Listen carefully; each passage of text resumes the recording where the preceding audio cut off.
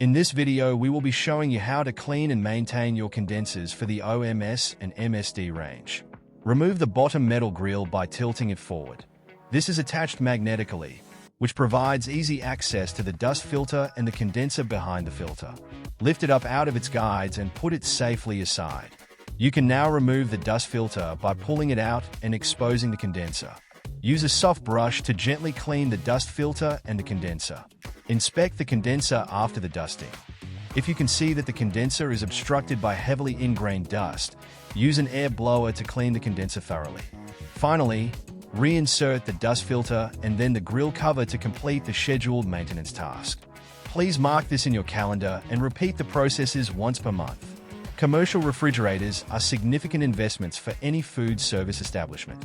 Proper maintenance will extend their lifespan, and regular upkeep minimizes the risk of breakdowns, saves energy, and preserves the quality of stored food, ultimately protecting your bottom line. For the OMS models only, at the closing time of each shift or day, lower all the night curtains to assist the fridge to retain coolness. Thank you for watching. Please also watch our other videos for useful information and instructions.